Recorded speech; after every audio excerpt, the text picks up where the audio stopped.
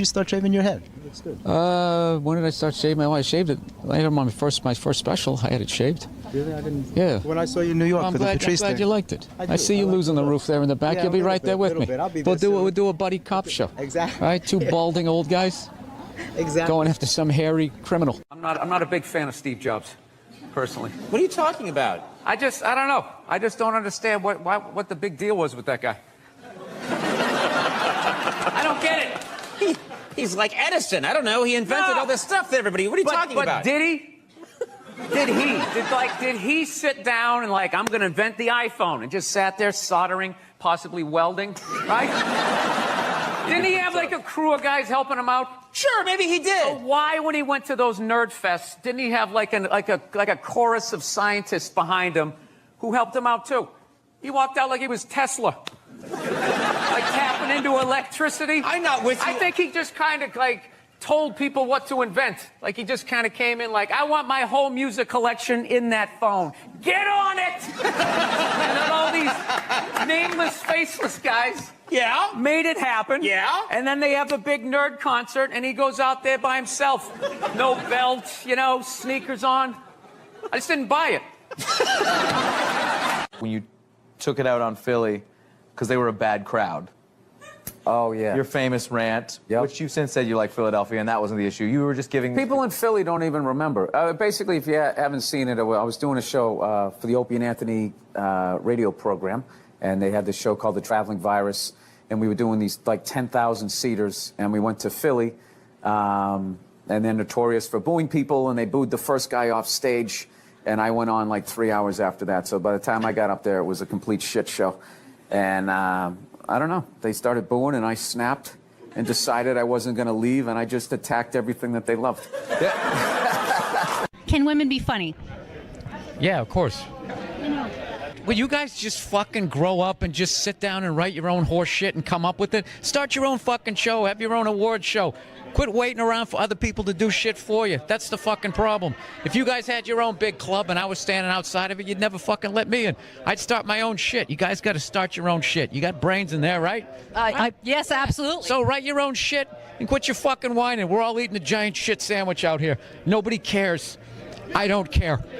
Well, when was the last time you went on stage and you killed so hard the person after you bombed? If you're fucking doing that on a regular basis, people are going to notice regardless of what you have between your legs. Yeah, at some point I was going to make a point here. That's why I keep looking at here, and I just realized I'm blocking myself out of the camera. I love that you have the jib camera for this like it's an action movie. Let's swoop in at these two guys sitting in these unbelievably small chairs. I literally feel like I'm going to fall onto the floor. This is insane. You really went all out with the audience, though. They got full-size adult chairs. Are these from the 20s before they had horse tranquilizers in our food when everybody was 5'1"?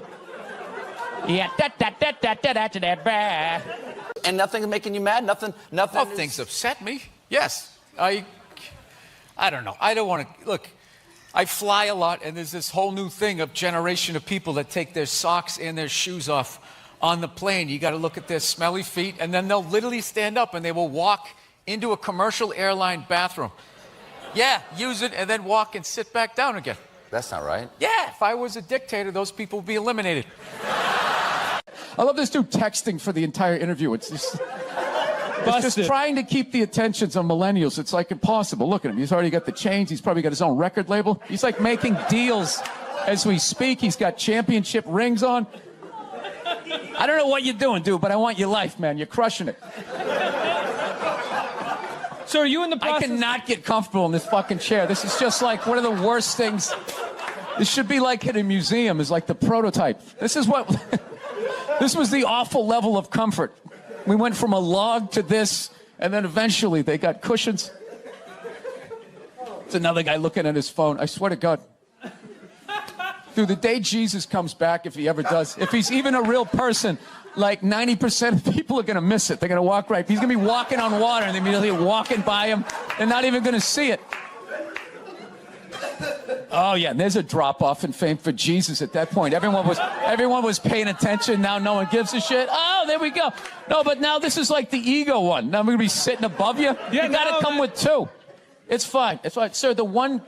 The one comedy through line that's working here is me shitting on this chair. Why would you take that from me? You're just totally going against the grain. I understand it. But you got on camera, so I think you get paid, even though this is online.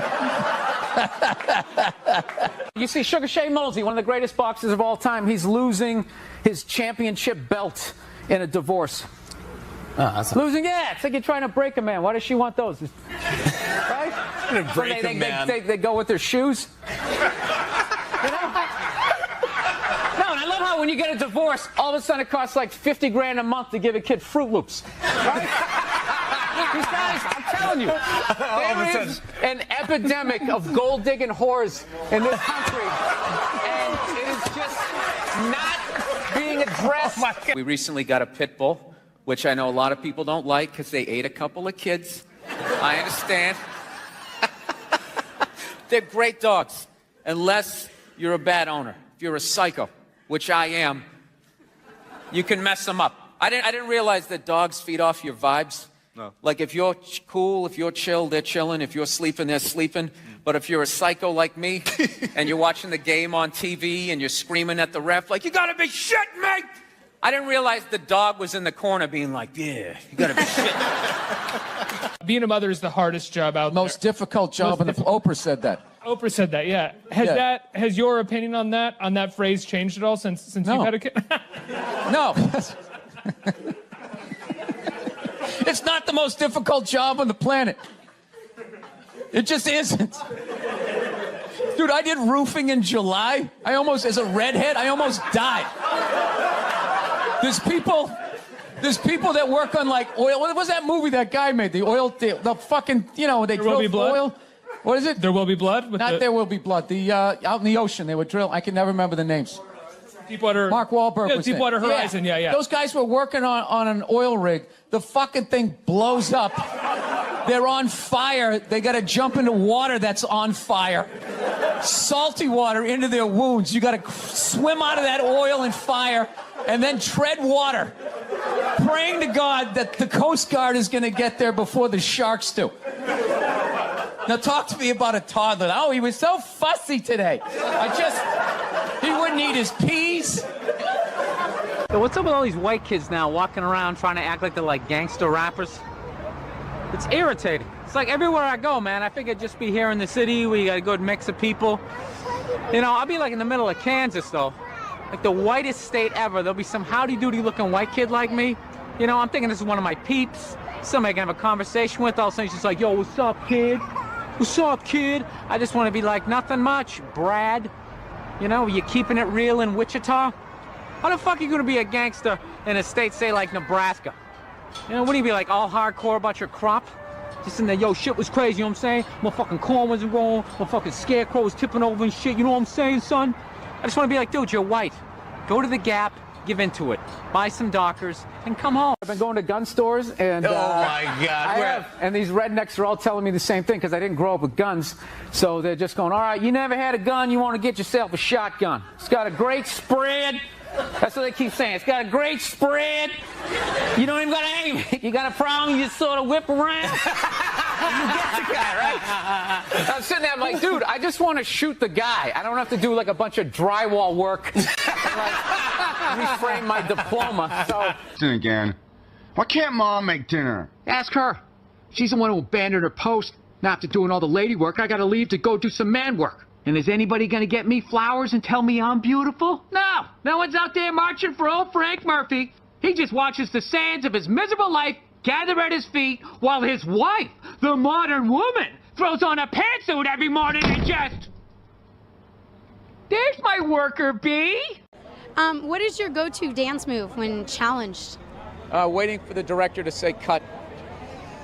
That was my go-to dance move. Well, I'll tell you, when I saw my kid, it wasn't, I didn't have like, everybody was like, you're going to burst down crying, you're going to blah, blah, blah. I was like scared of it. Like I was just sitting there like, hey, yeah, buddy, like I didn't want to touch it. And then like afterwards they give it to me and I'm hanging with her for the first time and I'm feeling nothing. And I literally put my head down on the bassinet. I'm going, oh my God, I'm a serial killer. Like I don't feel things. Fool yourself because I was like Googling the show. No, God knows. I was Googling the show. I get trashed enough on Twitter. Do you know when I did the show last night? This is how like the millennials are, right? somebody, I was wearing this exact same thing. You know, I'm on the road, so I got a nice stain on my shirt. So I was wearing this exact same thing. I go on Twitter, and somebody wrote, you know, Bill Burr last night dressed like an out-of-shape Jerry Seinfeld. What? So, like, yeah, I wrote back. I can't say what I wrote back. I wrote back. You did? You so-and-so. Yeah, it's like, why don't you heckle me when you're there? Like, what they would have to do, I was talking to my buddy the other day, like, what they would have to do to get me to stop watching. You know, Because like, you love football. You watch football. The commissioner could literally punt a baby across his office with his wingtips on. I'm still going to watch on Sunday. I don't condone the man's actions, but it's football. They literally blame guys that she was a serial killer. Yeah. You know what I mean? Like when you saw the Jeffrey Dahmer movie, it wasn't like, somebody shoved a tuna fish sandwich up my ass and I confused people with food. So they didn't make like a big excuse for him. You know? She was a psycho killing people and she should have died. But I'm like watching it feeling guilt. Do they ever take responsibility for their act? Didn't she, for the first 5 years, have like midgets who wanted to bang their mailman's boyfriend? And she didn't want to do it. But she stood on the heads of those little people for 5 years until she got, and then she's sitting there across from this guy like, so how could you know exactly what he's doing. It's the stupidest thing I've ever seen. I don't like how they interview the coaches, too, when they go to the in the halftime. Yeah. As they're running off. They shouldn't have to talk to somebody in like a ski parker. You're not even in football. Yeah. Did you even play to the high school level? No, probably not. You took journalism. Yeah. Get out of here. What about... Yeah, it's a bunch of nerds interrupting people who know what they're doing. Get out of here. Get your seat, and you'd sit there, and they're about ready to close the door, and you'd have that empty seat next to you, like the poor man's first class. You're like, oh, shit, I'll bring the armrest up. I can actually be great. And then all of a sudden, some fat bastard gets on the front, and you're like, no. You're like Quint at the end of Jaws, like sliding down the bar. Right? Worried about this environmental stuff. You really are worried about it. I am and I'm not. I just also feel like, you know, it'd probably be a good thing if most of us died. You know what I mean? It would be. We had all these waffles, eggs, bacon, this whole layout. My brother was looking at half-eaten cube steaks. So he looked at my mom. He goes, Mom, can I have a waffle? She goes, no, that is your breakfast. And he goes, oh, Mom, I hate you. And my dad, without looking up, took a full glass of milk and threw it in his face.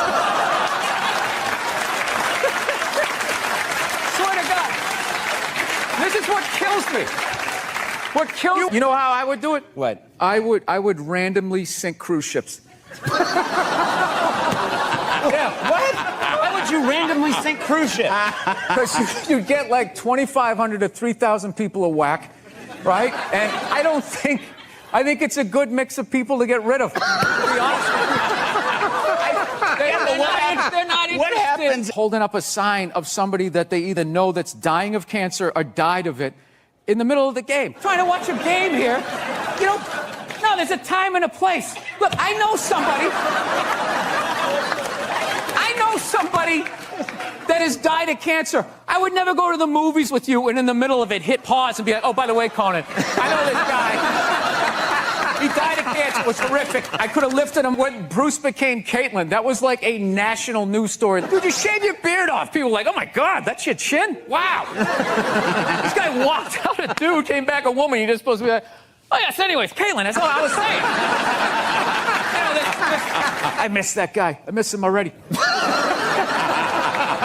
He should have told us. He should have given us a chance to say goodbye. I watched him on the Olympics. I watched him on Chips. I watched him on that horrible show my wife watched where he just walks around in the background. And then it's just like... There are women that waited 22 days at Best Buy. They waited 22 days. And what did they get? What do you think they got? I don't know. Do you think they got trampled? Yeah. The thing is, if you're gonna go there... So, yeah, you don't get trampled grabbing your wig. You know, suspenders flying off. It's so sad. To do what? Get an above-ground pool for $30 off?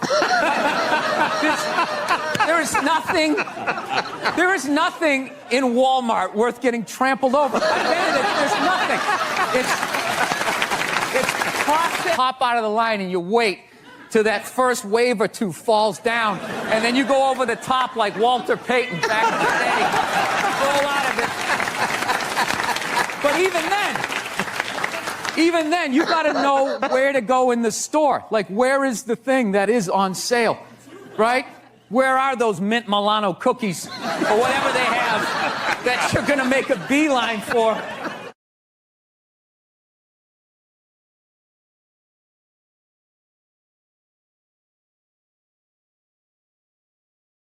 See, I got a couple of friends of African persuasion, and I got to get rid of them, man. I got to admit to you. I'm finding I'm spending too much money on clothes hanging out with them, because I got to, like, fucking try to keep up with their wardrobe. It's like every time they go out, they got all brand new shit on. All brand new shit. So when I show up with my white version of brand new, which is, I ironed the shit, right? I ironed it, right? It's new. They just start trashing me. I can't keep up with them, man. They got like fucking 58 pairs of sneakers. Ever notice that shit? Like every color fucking Timberland? And I don't give a shit what fucked up color their shirt is. They got a pair of shoes to match it and a hat. I'll tell you, it's actually funny. You know what? That's actually how I judge black guys now. When I first came to the city, like, all black people scared me. No, I was like the typical white dude from like the suburbs, you know what I mean? Had no frame of reference, you know? So my only frame of reference with black people was like, remember those early 90s gangster rap videos? Throw the fucking LA riots in there, man. It was fucking horrible PR. I'm watching the videos. Look, he's got a nice car, he's got all the women, and he's still fucking mad. These black dudes are never happy. But after 10 years of living in the city, this is how I narrow it down. Whether a black dude scares me or not. Black dudes with dirty sneakers scare the fucking shit out of me. No. I figured out in my head, because I know from hanging out with them, that's the last shit that they're gonna let go. The immediate shit that they have on. So I think, you know, if his sneakers are fucked up, that means his life is fucked up. Every time he leaves his building, the whole neighborhood, oh, shit! Everyone starts making fun of him. He's on the train in a bad mood. I kind of have this howdy-doody, kind of mug-me kind of face. I'm not saying something's gonna happen. I'm just saying, I'm paying attention. I'm not judging you. Not judging anybody. I didn't know anything about lotion. Never used it the first 33 years of my life. Never used it. Till one night I was going out with this black girl, right? She was getting ready and she was just putting that shit on everywhere. Just slathering it on. I thought she had like a rash or something. I'm like, what do they got, like poison ivy? What's going on with you? She goes, no, I'm just making sure I'm not ashy. I said, ashy? She goes, dry skin. I went, wow. I guess I freaked her out a little bit because I was like, wow. She's like, well, white people get ashy too. I was like, yeah, you know, I don't think we do. Yeah, I've been alive for 33 years. No one has ever said, hey, Bill, you're looking a little ashy. I never even heard that word until you said it. She's like, you're an idiot. Stick out your arm. So I stick out my arm, and ever so gently, she just drags her nails down. This smoke starts coming up. There's like pastry flakes flying off, track marks. She's signing her name. She's like, you see that? She goes, that's ashy. You're ashy? Freak me out. I'm like, holy shit, I'm ashy. I didn't know anything about it. All I knew was that I always got itchy in the winter. Couldn't figure it out. Always got itchy in the winter. What the fuck do I get itchy? I thought it meant the bath towel was dirty. That's what I thought. And I would change it out and put a fresh one. Now I'm going to be okay. Take a shower, dry off, fucking itching again. God damn it, I hate the winter. See that? That's why you got to hang out with everybody. Yeah. There's too much information in the world, and every group of people misses a little bit.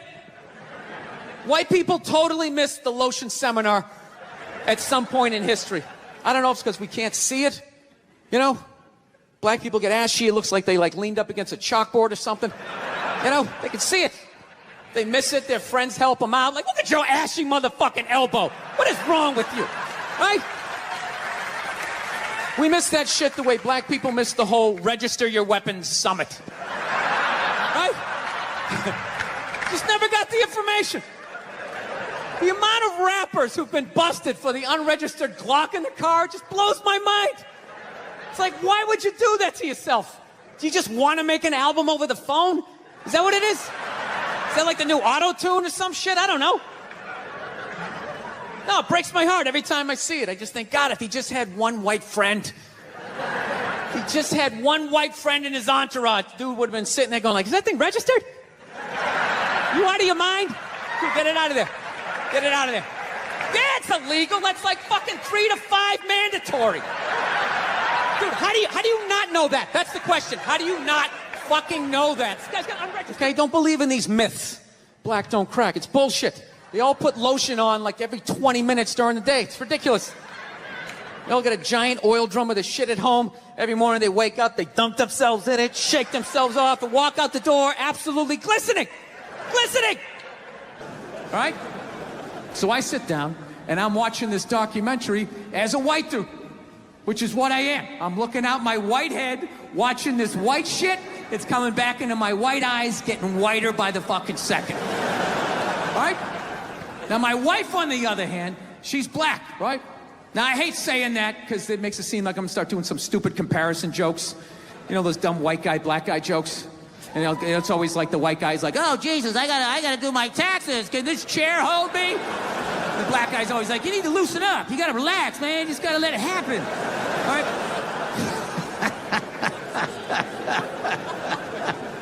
It's always the same stupid fucking joke. I hate those jokes, you know, because they're easy. And it's been my experience that it's just not true. You know, 15 years of being with her, there's really no difference, you know, because at the end of the day, it's a woman. It's gonna be the same fights. I don't give a fuck who you're with.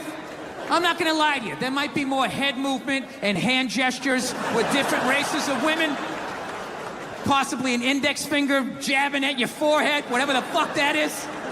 But at the end of the day, it's the same fights. What's going on with us? Do you need to work on this? Why don't we communicate better, right? So she starts watching this shit as a black person, right? And she's seeing all the racism, obviously, that I'm seeing. But she was catching all this subtle shit that I was too white to see. But I knew I was missing it, because I just kept hearing her huffing and puffing.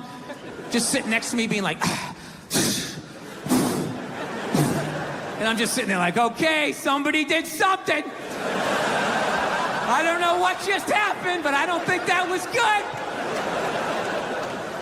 So right when I didn't think it could get any worse, it could get any more uncomfortable between the two of us, this fucking white dude comes on who evidently discovered Elvis. And he's like 190 years old, and he comes out, starts talking. He's just like, well, basically, I was looking for a white boy that could take the down and dirty, nasty blues and combine it with the pristine, angelic sounds of bluegrass. Yeah, that's what he was doing. He was subtly putting black shit down here while he was propping up the white shit. You know, the down and dirty, daddy not sticking around, drug-infested neighborhood blues with the Jesus as white as me, hair the color of the sun, angelic bluegrass playing music, right? So at this point, my wife has like fucking steam coming out of her ears. So I make a judgment call. I just fucking shut it off, right? And she looks at me, she's like, why did you shut that off? Why did you shut it off? I was like, because you're about 3 minutes away from yelling at me like I produced this music. All right? Let's just forget it. We'll watch something else. She's like, no, why can't we just watch the rest of this and then discuss it afterwards? It's like, I don't fucking do that. I just want to watch a documentary. I don't want to have a fucking lecture because of these fucking assholes. I didn't do anything. I'm just sitting there watching TV. And not to mention, we're just going to get into an argument. She's like, well, why would we get into an argument? I'm like, ugh. All right, you know why? Because not for nothing, there was some black people in there saying some shit that I didn't agree with, you know? I'm not huffing and puffing. Yeah, I said that. Like a fucking idiot. And she just looks at me, she's like what black people? Like what black people that said what? And at that point, it's like you started the luge, right? You can't get off the fucking sled. Now you gotta have the argument. I'm like, fuck, here we go. Guess we're having this. And I'm like, all right, the black guy who brought up leg shaking, saying Elvis took leg shaking from us. It's like, really? Leg shaking? No, nobody thought to fucking do this? Black people came up with that? You telling me that? I'll even give you that. Let's say you came up with that, but where did that black dude learn how to do it? Didn't he watch some older black guy do it? But what, because he's the same color? He's not stealing, he's just carrying on the tradition. But if Elvis does it, oh, what the fuck? Now he's the biggest thief ever? That doesn't make any sense to me. She goes, no, you idiot. It's not about the leg shaking, okay? It's about, he appropriated a culture. He took all the music, he got all the money, got all the fame. He's called the king of it now, and he never gave a shit, not even a shout out. And I was like, all right. You know, fair enough. You made about 7 or 8 good points there that I can't refute. He appropriated a culture. I get it. You're right. She goes, fine, thank you. And I go, however, not for nothing, do I get mad at you when you get on a skateboard, you start going down the fucking street? Do I get all offended like, hey man, that's some white shit. Stop appropriating my culture, man. Some dirty white kid in Santa Monica came up with that, man. So she starts laughing. And I should have stopped there, but I'm a comedian, right? I'm like, oh, I'm getting a laugh. There's got to be a bigger laugh, so keep going, Bill. Let's come with another example. So I'm like, yeah, do I get mad at you when you fly from LA to New York in under 6 hours? And she just, yeah. She just stares at me. She's just like, that was fucked up. Paying attention. So I've been seeing this girl recently, this black girl, right? She lives up in Harlem, you know, gone out like 3-4 times, you know. First time we hung out in like the Village area in New York, you know, which is sort of like a racially mixed area. So shit was cool, you know what I mean? Second time we hung out was more like Midtown, you know? Then the third time, she called me at like 3:30 in the morning, and she wanted me to come up to her apartment, right? So it's 3:30 in the morning, she lives in Harlem, I look how I look, so it's a fucking situation. Yeah, because you know the deal, right? Basically, a white dude feels comfortable up to about like 98th, 99th Street, you know what I'm saying? The second the streets start getting into like triple digits, like 100, 101st Street, start getting like a little asthma, I'm like, oh, fuck, it's starting to get a little high up here. You feel that little tightness in your chest? Can you feel that? 106th Street, you're like leaning on shit, like, dude, where'd all the cabs go? How come there's no taxis up here? Dude, what's a bodega? I don't know what that is. Let's get the fuck out of here. So I'm praying to God she's gonna tell me to take the subway, get off at like 105th Street, 103rd, you know, which is like the first stop in Harlem where I can still look over my shoulder and see like all the white people like disappearing over the horizon, you know? But she goes, no, man, you want to get on the Uptown 2-3 train, you want to get off at 125th Street. I'm like, God, fuck, 125th Street. Jesus Christ, that's like right in the middle of everything. I'm going to be surrounded on all 4 sides. I can't fucking do this. So, at this point, I'm really trying to hide like the bitchy tone that's starting to creep into my voice, you know? And I'm trying to ask for really specific directions for when I get up there, because I want to know exactly where I'm going. So she starts naming the streets I have to go down, and every other street up there is named after like a black leader, you know? She's like, make a left on Adam Clayton, take a right on Frederick Douglass. I'm like, God, fuck Adam Clayton. Yo, dude, go on the internet, look up Adam Clayton. Did he kill a bunch of white people during the slave revolt? Dude, I ain't going up there till I know what Adam Clayton did. Fuck this shit. So at this point, I'm really having a battle with myself. Because I'm thinking I can't do this, right? I'm like, I can't do this, but my dick's going, no, come on, man, we can do this, all right? Just relax. Pull yourself together and get on the goddamn train, right? So as always, I listen to my dick. Oh yeah, I get on the train. By the time I get up there, it's like 5 or 4 in the morning, right? I'm staying on like Malcolm X and like Danny Glover or some shit, right? I don't even know where the hell I'm at. When I see the street I want to go up, I want to go up St. Nick. I can literally see her apartment building, but there's like 5 or 6 black dudes standing right on the corner, right where I want to walk by. So I'm like, fuck!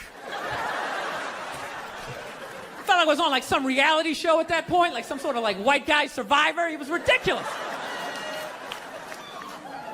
So I'm thinking, I gotta walk right by these guys, right? You know what's funny? I think that they were actually more surprised to see me than I was scared, you know? And I was really, really scared, you know, but I'm also really, really white, you know? Like shockingly Caucasian. You know what I mean? Like if you're not ready for me, I can like surprise you. know, especially if you live up there. You've probably seen a white person for hours, possibly days. So when I show up, it's almost like magical, like a leprechaun came out of nowhere, you know? Felt like I should have had like a little pot of gold, like a rainbow behind me. Top of the morning to you, like it. Kind of danced my way past them. But it's been going all right, you know? Once I get in her apartment, I'm fine, you know? I relax, sit down, you know, watch a hip-hop countdown. Pretend like I know the groups, you know what I mean? It's just getting there that's a fucking pain in the ass. But, you know, I don't get mad at it, because I figure, you know, black dudes got to go through the same shit, though, right? When you go out to the suburbs, go fuck a white girl, right? Just that same awful feeling of just leaving your people behind, you know, just less and less of you as you're fucking driving out there. Probably start off lean and you're all fucking cool. 20 minutes in, you're driving like 10 and 2, the radio's off. Like, dude, I don't like this shit. I don't like this shit at all. There's too much grass, I don't see any rims. This is fucked up. None of the windows are tinted. I can clearly see white people in every car. This is fucked up. Listen, you guys were awesome. Thank you so much for coming out.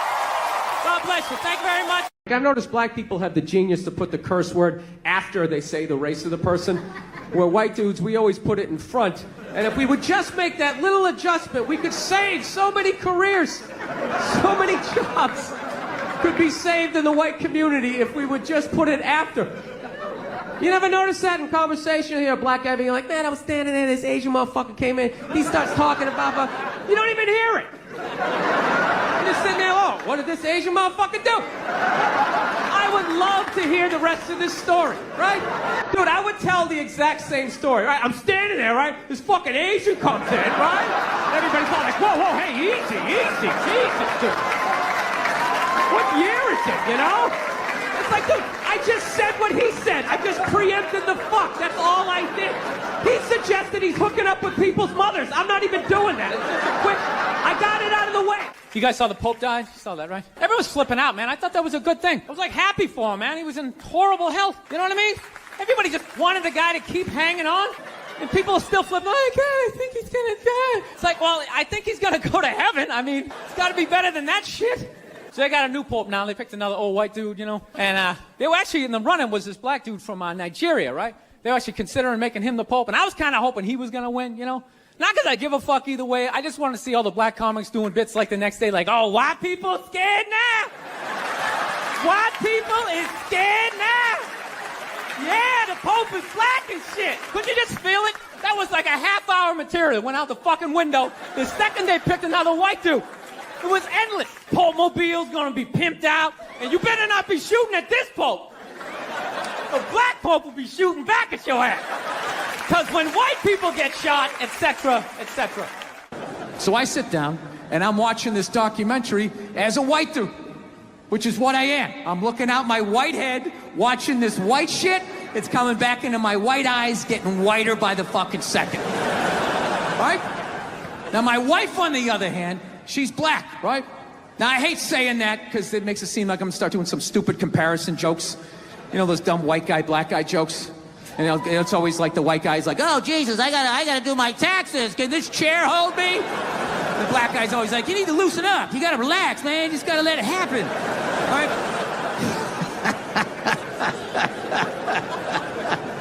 It's always the same stupid fucking joke. I hate those jokes, you know, because they're easy. And it's been my experience that it's just not true. You know, 15 years of being with her, there's really no difference. You know, because at the end of the day, it's a woman. All right? It's gonna be the same fights. I don't give a fuck who you're with. I'm not gonna lie to you. There might be more head movement and hand gestures with different races of women. Possibly an index finger jabbing at your forehead, whatever the fuck that is. But at the end of the day, it's the same fights. What's going on with us? Do you need to work on this? Why don't we communicate better, right? So she starts watching this shit as a black person, right? And she's seeing all the racism, obviously, that I'm seeing. But she was catching all this subtle shit that I was too white to see. But I knew I was missing it because I just kept hearing her huffing and puffing. Just sitting next to me being like... And I'm just sitting there like, okay, somebody did something. I don't know what just happened, but I don't think that was good. So I've been seeing this girl recently This black girl, right? She lives up in Harlem, you know. Gone out like 3-4 times, you know. First time we hung out in like the Village area in New York, you know, which is sort of like a racially mixed area. So she was cool, you know what I mean? Second time we hung out was more like Midtown, you know. Then the third time, she called me at like 3:30 in the morning, and she wanted me to come up to her apartment, right? So it's 3:30 in the morning. She lives in Harlem. I look how I look, so it's a fucking situation. Yeah, because you know the deal, right?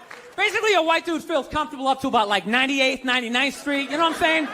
The second the streets start getting into like triple digits, like 100, 101st Street, start getting like a little asthma, like, oh, fuck, it's starting to get a little high up here. You feel that little tightness in your chest? Can you feel that? 106th Street, you're like leaning on shit, like, dude, where'd all the cabs go? How come there's no taxis up here? Dude, what's a bodega? I don't know what that is. Let's get the fuck out of here. Shut the door. Get me some water, though. Come back. Jesus Christ. Yes, I'm a man. I asked you to do something. You're a woman. You go and you do it and you don't ask questions. Phil, I swear to God.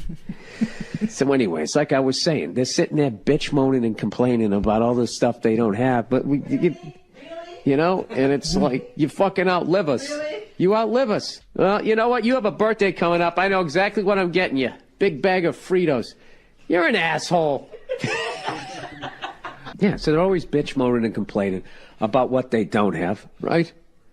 You know, do they ever look around and see what they do have?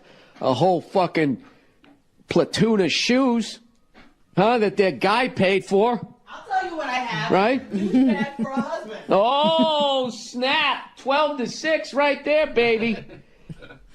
Hey, Nia, do you know why I make more an hour than you? Because I'm better than you. Actually, I had this black dude moved in my building, man. Lives on the same floor as me. He's one of these dudes. Every time he's hilarious. Every time he says some shit, right after he's done saying that, he repeats like the most important part of like the previous sentence. It's hilarious. Everything he said will be like, yo, my man came in. He put that on the table. Put it on the table. Yo, this country's at war, son. War! I'm just looking at my friend like, dude, did you hear him the first time? Because I heard him the first time. I was smiling. I was nodding. Actually, I got a couple of friends of African persuasion. I got to get rid of them, man. I got to admit to you. I'm finding I'm spending too much money on clothes hanging out with them. It's like every time they go out, they got all brand new shit on. So when I show up with my white version of brand new, which is, you know, I ironed the shit, right? I ironed it, right? It's new. They just start trashing me. And I don't give a shit what fucked up color their shirt is. They got a pair of shoes to match it and a hat. It's like a rule or something. Because God forbid you wear the same shirt within a 10-day period. One of them's going to notice. All of a sudden just look at you funny like, this motherfucker's got the same shit he had on last Tuesday. Actually funny, you know what? That's actually how I judge black guys now. When I first came to the city, like, all black people scared me. No, I was like the typical white dude from like the suburbs, you know what I mean? Had no frame of reference, you know? So my only frame of reference with black people was like those, remember those early 90s gangster rap videos? Throw the LA riots in there, man. It was horrible PR. I'm watching the videos, look, he's got a nice car, he's got all the women, and he's still fucking mad. These black dudes are never happy. But after 10 years of living in the city, this is how I narrow it down. Whether a black dude scares me or not. Black dudes with dirty sneakers scare the fucking shit out of me. I figured out in my head, because I know from hanging out with them, that's the last shit that they're going to let go. The immediate shit that they have on. So I think, you know, if his sneakers are fucked up, that means his life is fucked up. Every time he leaves his building, the whole neighborhood, oh, shit! Everyone starts making fun of him. He's on the train in a bad mood. I kind of have this howdy-doody, kind of mug me kind of face. I'm not saying something's going to happen. I'm just saying. I'm paying attention. Look, no means no. No, that means no, all right? But no, stop it. What are you doing? Oh, my God. You're being so bad. Stop it. No. Yeah, that's not a fucking no. That means I want to do it, but I'm afraid you're going to judge me, so I'm just going to make it look like it was your idea so you don't figure out that I've already performed this act with 40 other fucking people. Right? But then you go to court and you get a bad read and there's some guy reading it. Your Honor, she said no. Stop it. What are you doing? You're being so bad. Yeah, and you're just sitting there like, she didn't fucking say it like that. She didn't say it like that. So, I'm sick of Obama's wife. Yeah. This isn't some Republican rant either. It's just kind of first ladies in general. You know, I don't know what it is. All throughout my life, with each presidency, like these first ladies, they've just gotten more and more like chatty. You know? More and more chiming in, like leaning into the frame. spitting out their ideas. It's just like, well, why are you talking? Right? You weren't elected. Shut up. Your husband's not running a lemonade stand here. He's running the country. You don't just chime in. Let me guess, is this considered sexist? It is? Why? Well, okay, you just nodded there, lady. Let me ask you this, all right?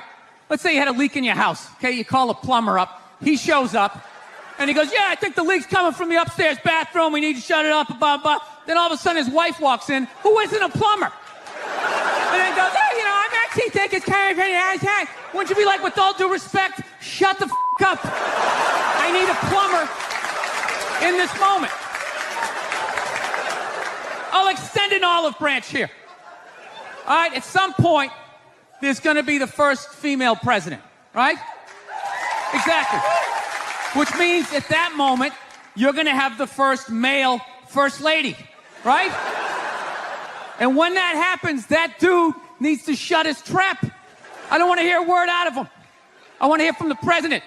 You, sir, go do some first lady stuff, all right? Go get yourself some gloves that go up to your elbows. Smile and nod during speeches. Go put your own flair, redecorating the White House, right? Which leads you to Michelle Obama, right? Now she's sitting there holding up those hashtags. Remember that hashtag, bring back our girls? Remember that? It's like, that blew my mind. It's like, why are you showing me that? I'm a stand-up comedian. Like, what am I going to do to get those girls back? Why don't you look across the dinner table? It's like, you see that guy? That is the leader of the free world. Tell him to pick up a phone, call some Navy SEALs and solve it. What am I going to do? Show up with a sharpened mic stand? Hey, Michelle said to bring him back. I will get married, you know. I was making that. I'll definitely get married someday, you know. I love women and everything. I'm just finding I'm not, like, compatible with them. You know what I mean? You ever just feel that? Like, women have, like, too much energy for me. You know what I mean? Like, you can't have a day off when you have a girlfriend. You ever notice that? It's almost like they see that open day. They're like, oh, my God, let's go fill it up with shit. No, then they just come at you with one horrible idea after another. Horrible ideas. Like, you want to make some sandwiches and go to the park? You want to go to the container store, get some containers for your T-shirts? This is the worst one. Ever get this one? Want to go to brunch? You want to go to brunch on Sunday? And inside you're like, fucking no! But you can't say that, right? You got to keep them happy. So what do? You agree. Like, yeah, let's go to brunch. What a great idea. Why would you want to sleep in on a Sunday when you can go pay $18 for eggs? Nah, you're thinking. Nah, you're thinking.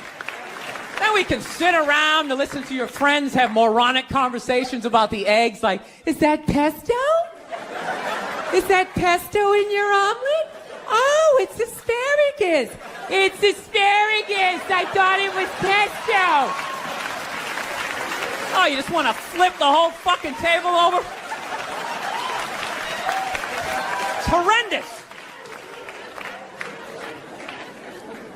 I'm trying to learn to pick my battles when I date girls. I usually argue with women all the time, man. I'm stupid like that. You know? Like, I dated this girl one time. She was, like, really into, like, women's issues. So we used to always have these dumbass arguments. So one time she came up to me and she goes, okay, explain this to me, Bill. Why does a guy make more an hour to do the exact same job, huh? I go, I'll tell you why. Because in the unlikely event that we're both on a Titanic and it starts to sink, for some fucked up reason, you get to leave with the kids and I have to stay. Yeah, that's why I get the $1 more an hour. No, think about it. If there's a house fire, it's always women and children first. I got to stand there with, like, the back of my shirt on fire going, let's go, people, let's go, let's go. So that's how I look at it. No, it's $1 an hour surcharge. That if something fucked up happens, either I can't leave or I gotta, like, get in the way of it to give you a head start, like, rabid dog, run, honey, 1 Mississippi, 2 Mississippi. You hear a bump in the night, I gotta go check it out, like, yes, he does have a knife. Anytime there's a hostage situation, Who do they negotiate for first? Well, at least let the women and children go. Well, what about me? Bullets hurt me too. Why the fuck do I gotta stay in the vault?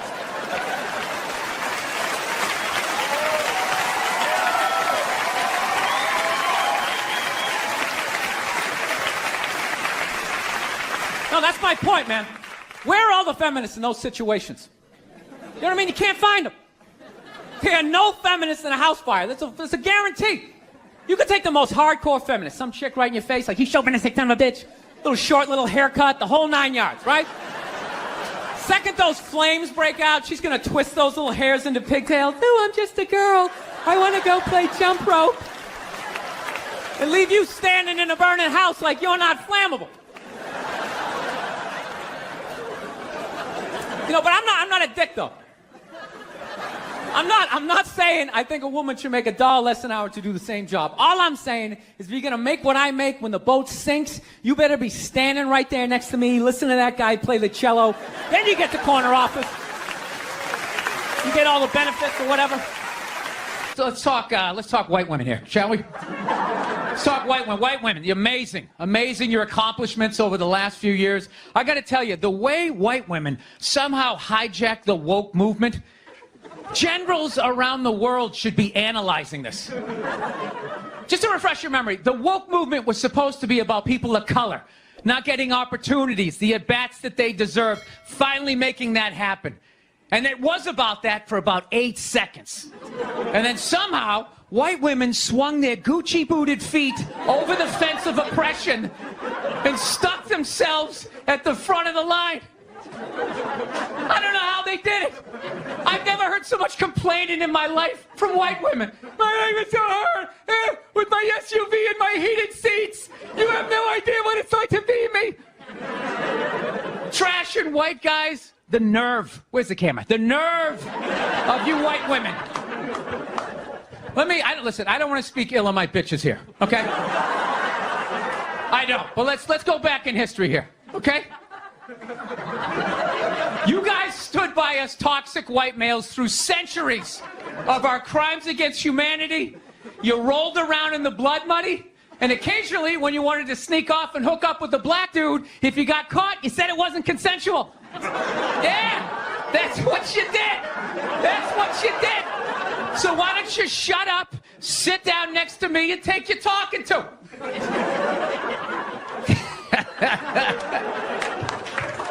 Thank you. I was going back and forth with somebody this morning, an East Coast friend of mine who I hadn't talked to in a while. How you enjoy being a dad and blah, blah, blah, blah, blah. And then she hits me up with the whole, hey, I'm turning 50 this year. I am not happy about it. I said, yeah, I turned 50 last year. She goes, how was turning 50 for you? You know, she goes, you're a guy. You probably don't care. It's much harder for a woman, especially with our careers. Oh, did I have fun with that? You know? I just wrote back, where? Jesus fucking Christ. You know what I mean?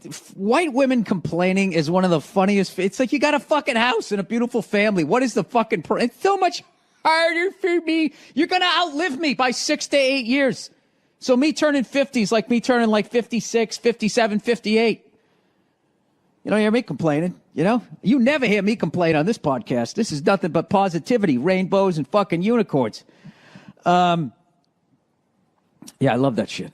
It's harder for women to go to the gym. It's harder for us to lose weight. Well, then fucking work harder. You know? Everybody's different. Oh, is that where it's harder? You know what's harder for me? Trying to get some woman to pay the cover charge and buy me drinks. You know what's harder for me? Divorce court. Outliving you. I mean, it balances out, ladies. Getting child support. Yeah, that's harder for me because I'll be the one paying it. Then all of a sudden it costs $900,000 a month to raise a fucking 2-year-old, right? I just don't understand the constant complaining by white women. Okay, you're white. You live in America. Shut up. Okay, wait till the other problems are solved, and then we'll get to you. You're at the meat counter. Your number isn't up yet. Wait your turn. All right? Wait your turn, Abigail. Do you know how much harder? It's so much easier for you to go to jail. It's not easier. Men's lives are harder because we have to live with you guys.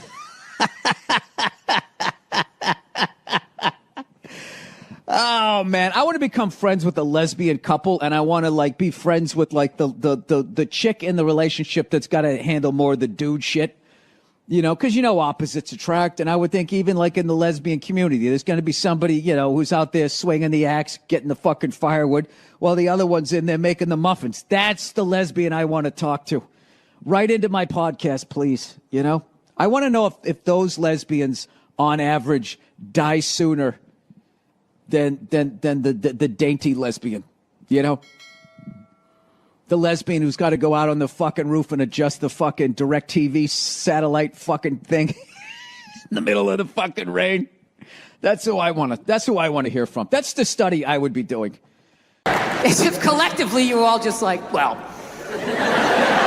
does it look like? I'm not gonna lie to you. It still looks like a dead body, but it looks way fucking better than that blow-up doll from 30 years ago. And that's what scares me. Because everything gets better, right? You look at when cars first came out, the stupid horn, you had a crank start it, you'd run over your best friend. Now you can start one up with a remote control from like 50 yards away, right? Remember when airbags first came out? They just had one for the driver. My family!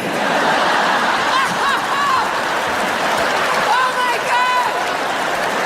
Oh my God! Why would you just save me?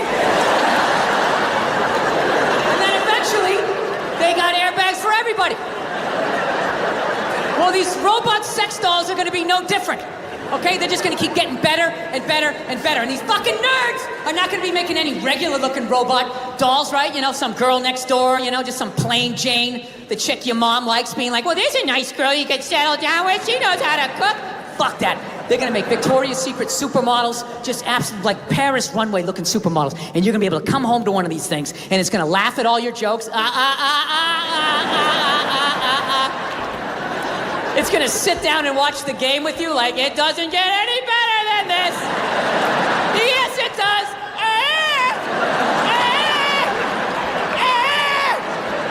And it's gonna get up and make you a fucking, I don't know, bunt cake or a meat pie, whatever the fuck you people eat, right? There's not gonna be a human woman in here that's gonna be able to compete with that. Belonging in 90 minutes, even on your birthday. By the third trip to the fridge, she's gonna be like, yeah, fucking get it yourself. What am I, your slave? Go fuck yourself.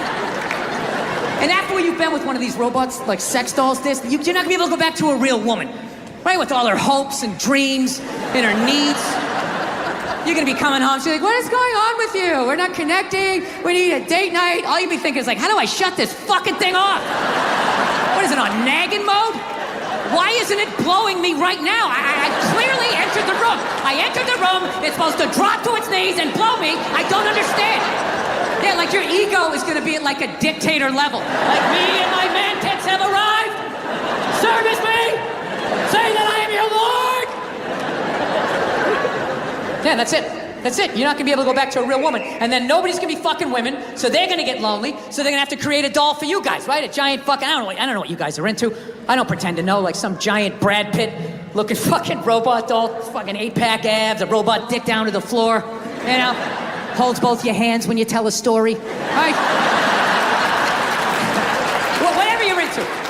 Opens a bottle of wine at 12 noon. It's got to be 5 o'clock somewhere.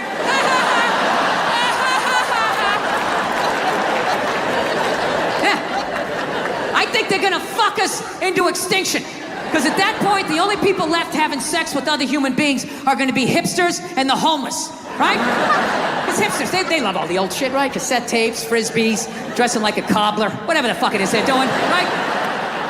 But even a homeless guy, you know, after like, I don't know, a couple of years, he'll be able to drag some old one-legged fucked out robot model out of the trash, drag it back to its lair, and even that thing will still be building him up, you know, just laying there like, I don't think you smell that bad.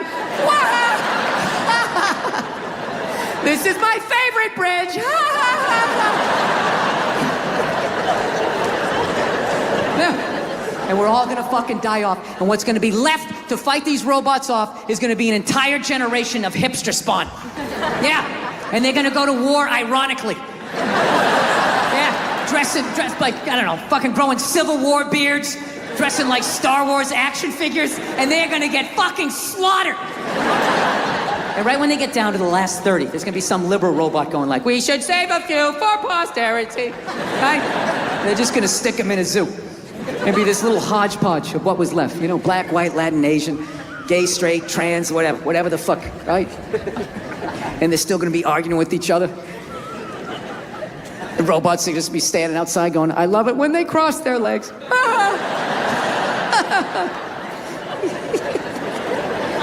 Yeah, and this is the fucking world that I brought my daughter into. Like, I actually am legitimately scared about that. But I don't know. I gotta tell you though, becoming a dad though is the greatest fucking thing that ever happened to me, man. It really is. I don't have any jokes about my kid. No, it is. And you're applauding my wife. She did all the work. Yeah, knocking a woman up, that's easy. You just have fun. You unprotected sex, bam, you knock them up, and then they have to deal with it, you know? No matter how much they try to drag you into it, it really is, it's their show, you know? I always say my wife, when my wife was pregnant, I would say my wife, you know, she's pregnant. And then I always have these people like, excuse me, you're supposed to say we're pregnant? You're supposed to say we're pregnant? It's like, well, I'm not a seahorse, so I'm not fucking pregnant. My wife is pregnant. Look at her, she's putting on weight, her feet are swelling up. You know, she's miserable, fucking miserable. I'm still doing pull-ups, I'm crushing it. While being pregnant, I'm still drinking.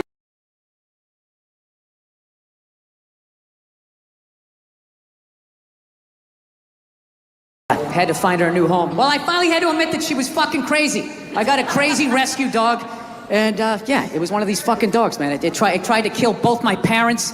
It tried to kill my father-in-law. It bit one of my friends. I'd have family come over, friends or whatever. We have to stick it in the back room, like lock the door. The first hour would just be throwing itself up against the door. Ah, I'll fucking kill all you motherfuckers! I'll kill all you motherfuckers! Looking under the door, I can see your feet! I know what you smell like! I'll follow you home, I'll find you, I'll fucking kill all of you!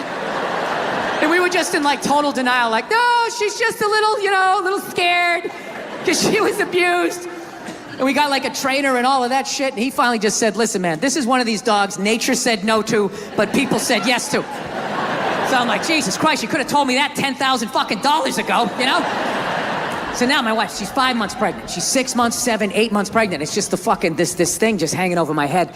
And finally I just said to my wife, I'm like, we gotta do something about this, man. I'm not gonna be this guy in the news being like, well, you know, the dog loved me and my wife, so I figured it'd be all right to let it sleep near the bassinet. And well, you can imagine my surprise the next morning. Yeah, I wasn't gonna be that guy in the news whose dog ate his baby, right? I gotta get rid of this thing. So we call my trainer, and he goes, all right, I'll take it, okay? So thank God they're not going to put the dog down or anything like that. So I'm like, thank God. So he goes, I'll come back in a week. And it was very sad because we both love this dog, like with all our hearts, right? And what amazed me, though, was over that week, the way my wife handled grief versus me. It was so mature. She just, like, took it on. I just went into denial. I was just like, well, I'm not giving it away tomorrow, so I'm not going to think about it. I just called the dog up in the bed, started petting her and lashing out at people for no fucking reason, right? My wife, on the other hand, she just went right into the bathroom that night. She was brushing her teeth. I could just hear her quietly crying like, hoo, hoo, hoo, hoo, hoo. I swear to God, I was on the bed and I got mad at her. I didn't yell at her, I had it just internal, you know? And I was just thinking like, why is she having the proper emotion in this fucking moment? Why isn't she just blocking it out the fucking way I am, right? Just don't deal with it until you fucking give it away and then just start yelling at people the way I do. Right, and that's what we did. I just blocked it out, and every night she would cry a little bit more, the whole week. Till the night before, she's like, right? And what I didn't realize was she had cried herself into acceptance. And meanwhile, my emotions were still at the starting line. And then there's a knock at the door, and she goes, okay, he's here. Go get the dog. And I'm like, hey, Cleo. And she popped her head up, and I saw her wagging her fucking tail, and all of a sudden, 8 years of conditional love all started bubbling up, and I was like, oh, fuck, not now! Not now! So I just pushed it down. I just walked at her like some weird game show host. Hey, how are you? I'm smiling for no reason, all right? Now we're going for a walk. I'm just gonna say what we're doing so I don't think about what I'm feeling. And I just walked out, handed the leash to the new owner, pet her on the head, didn't even look her in the eye because I knew I couldn't, and just turned around and walked away from something that I loved more than I had loved anything in my life up to that point. Don't tell my wife, right? So then I come back into the house, all right, and she's just looking at me. She knows I'm out of my fucking mind. She's like, are you okay? Is everything all right? Do you want to talk about it? We can go out, get something to eat or something like that. I'm like, no, I'm fine. Sometimes you have to be up here and think logical and not be in your heart. I'm just going to go into the bathroom for a second. And I went in and I closed the door and for 0.8 seconds cried like a little boy before I put the lid back on the jar. Fastened it back and just added it to the shelf of anger that sits in every man's chest. Yeah. And I couldn't help but wonder in that moment, who that I love in my life is gonna pay for that in the future? Like, where am I gonna be? Family reunion, Bed Bath & Beyond. How many fucking towels do we need? Jesus Christ, it's a fucking sickness with you. Where is this coming from? I just don't understand where this is coming from. Listen, you guys were so awesome. Thank you so much for coming out. I had a great time. Thank you, thank you, thank you.